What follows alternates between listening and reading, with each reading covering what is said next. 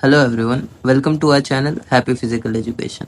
इस वीडियो में हम स्लाइडिंग फिलामेंट थ्योरी को करने वाले हैं, तो चलिए वीडियो को स्टार्ट करते हैं। 1950 से पहले तक रिसर्चर्स को यही लगता था कि मसल कॉन्ट्रैक्शन होता है, उसमें एक्टिन और मायोसिन थिन और थिक फिलामेंट के साइज में चेंजेस होती हैं। पर 1950s में जब पहला इलेक्ट्रॉन माइक्रोग्राफ किया गया स्केलेटल मसल का, इस इलेक्ट्रॉन माइक्रोग्राफ से एक काफी शॉकिंग रिजल्ट आया रिसर्चर्स के लिए, जिससे रिसर्चर्स को ये पता चलता है कि कॉन्ट्रैक्शन के दौरान थिन और थिक फिलामेंट के साइज में चेंजेस नहीं होता है। इसी मसल कॉन्ट्रैक्शन के मिस्ट्री को सॉल्व करता है स्लाइडिंग फिलामेंट थ्योरी।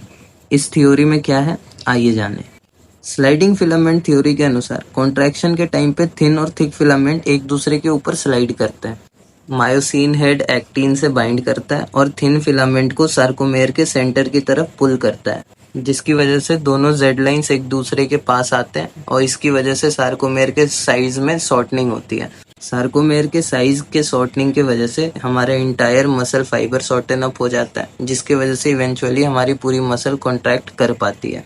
यही सेम चीज इधर लिखी भी है और इस फिगर में भी डिपिक्ट कर रही है कि एक रिलैक्स्ड मसल के जेड लाइंस के बीच की डिस्टेंस देखना, वो ज्यादा है as compare to the contracted muscles. Z lines एक दूसरे के पास आ चुकी हैं। And the second figure depicts the role of thick filament in pulling the thin filament towards the center of the sarcomere.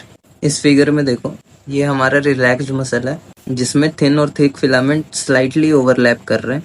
A band में जैसा मैंने बताया भी था, थिन प्लस थिक, तो वो स्लाइटली ओवरलैप कर रहे होते हैं रिलैक्स्ड मसल में। ये रेस्टिंग स्टेट है, मतलब आपकी मसल्स रिलैक्स्ड है। Contraction process begins with the development of action potential. Action potential के बारे में हम न्यूरोमस्कुलर जंक्शन टॉपिक में ज्यादा डीपली पढ़ेंगे। इस वाले में I will give you a brief idea कि एक्शन पोटेंशियल वर्क कैसे करता है। मसल कॉन्ट्रैक्शन के लिए ये इम्पल्सेस हमारे मसल फाइबर में सोमैटिक मोटर न्यूरॉन से आती हैं। इस फिगर में देखो, ये मसल फाइबर्स हमारी मोटर न्यूरॉन से अटैच्ड है। ये मोटर न्यूरॉन का स्ट्रक्चर है। मोटर न्यूरॉन का terminal part, axon terminal part, हमारे मसल फाइबर से कनेक्टेड होता है। ये हमारा एक न्यूरोमस्कुलर जंक्शन हो गया। न्यूरोमस्कुलर जंक्शन करने का मतलब ये एक्सॉन टर्मिनल का पार्ट है और ये हमारा मसल फाइबर का पार्ट है। ये एक सिनेप्स बनाते हैं जहाँ पे कम्युनिकेशन एक्सचेंज होता है। एक्शन पोटेंशियल मोटर न्यूरॉन्स के अलोंग ट्रेवल करके एक्सॉन टर्मिनल तक आती है। एक्सॉन टर्मिनल्स पे सिनेप्टिक वेसिकल्स होते हैं जिनमें एसिटाइल कोलिन होता है जो कि न्यूरोट्रांसमीटर होता है। एक्शन पोटेंशियल के अराइवल से ये synaptic vessels acetyl choline release करता है। इस एसिटाइल कोलिन को हमारे मसल फाइबर पे एसिटाइल कोलिन रिसेप्टर्स होते हैं, वो रिसीव करते हैं। एज सून एज ये एसिटाइल कोलिन हमारे रिसेप्टर से रिसीव हो जाता है तो एक चैनल ओपन होता है जिससे सोडियम आयंस हमारे मसल फाइबर के अंदर इंटर करने लग जाती है। इन सोडियम आयंस की वजह से हमारा मसल हाईली पॉजिटिव चार्ज हो जाता है, जिसकी वजह से मसल एक्शन पोटेंशियल जनरेट होता है। ये मसल एक्शन पोटेंशियल हमारे सार्कोलेमा के अलोंग मूव करके टी ट्यूब्यूल्स में आ जाती हैं, जिसके बाद सार्कोप्लाज्मिक रेटिकुलम में मैंने बताया था कैल्शियम आयन स्टोर्ड होते हैं।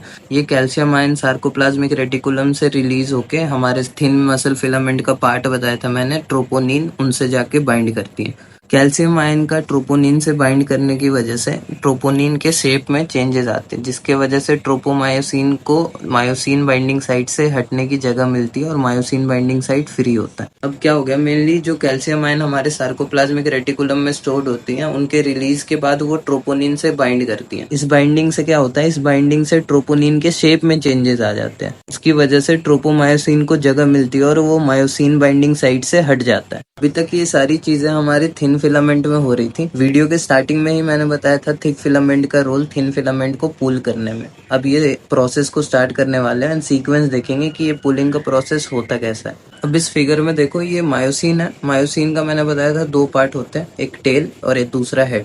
टेल हमारा सार्कोमेयर के सेंटर लाइन की तरफ होता है और हेड हमारा ऐसे ऊपर की साइड, ये वाला पार्ट हेड है। इसी फिगर में ऊपर एक्टिन थिन फिलामेंट वाले पार्ट में देखना, जो ब्लू कलर का है वो हमारा ट्रोपोमायोसिन था जो कवर कर रहा था मायोसिन बाइंडिंग साइट को। अब क्योंकि कैल्शियम आयन के रिलीज के बाद से मायोसिन बाइंडिंग साइट को कवर नहीं कर रहा होता है ट्रोपोमायोसिन, तो पिंक वाला पार्ट जो है हमारा वो मायोसिन बाइंडिंग साइट होगा, जिससे कि मायोसिन हेड अटैच करता है। ये प्रोसेस स्टार्ट होता है एटीपी हाइड्रोलाइसिस से। इस मायोसिन हेड में एक एटीपी बाइंडिंग साइट होता है जहाँ पे एटीपी मॉलिक्यूल बाइंड करता है।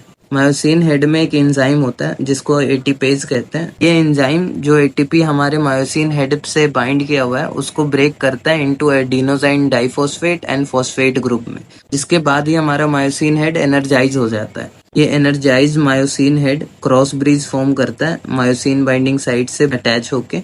ये जो अटैचमेंट आप इस फिगर में देख पा रहे हो इसको हम लोग क्रॉस ब्रिज फॉर्मेशन कहते हैं। क्रॉस ब्रिज फॉर्मेशन के टाइम पे भी जो एडीपी मॉलिक्यूल था वो मायोसिन हेड से ही अटैच्ड होता है। पावर स्ट्रोक में दो चीजें होंगी, एक जो ये एटीपी मॉलिक्यूल अटैच्ड है वो रिलीज होगा एंड ये क्रॉस ब्रिज फोर्स जनरेट करके सेंटर की तरफ रोटेट करेगा, जिससे हमारी थिन फिलामेंट थिक फिलामेंट पे स्लाइड करके सेंटर लाइन एम लाइन की तरफ मूव करेगी, जिससे कि जेड लाइंस का डिस्टेंस जो है एक दूसरे से वो कम हो जाएगा इवेंचुअली, जिससे सार्कोमेर का लेंथ जो है वो शॉर्ट हो जाता है। लास्ट हमारा detachment of myosin from actin. Myosin हमारा एक्टिन से ही अटैच रहता है। मायोसिन हेड डिटैच कब होता है? मायोसिन हेड डिटैच तब होगा जब एक दूसरा एटीपी मॉलिक्यूल मायोसिन से बाइंड करता है। इसके बाद ये मायोसिन हेड डिटैच हो जाता है एक्टिन से। ये एक कंप्लीट कॉन्ट्रैक्शन साइकिल है, ये रिपीट होता रहेगा अगर sufficient amount of ATP molecules and calcium ions present हो तो। इसके साथ हमारा स्लाइडिंग फिलामेंट टॉपिक कंप्लीट होता है। तब तक कीप यू लर्निंग हैप्पी। जय हिंद।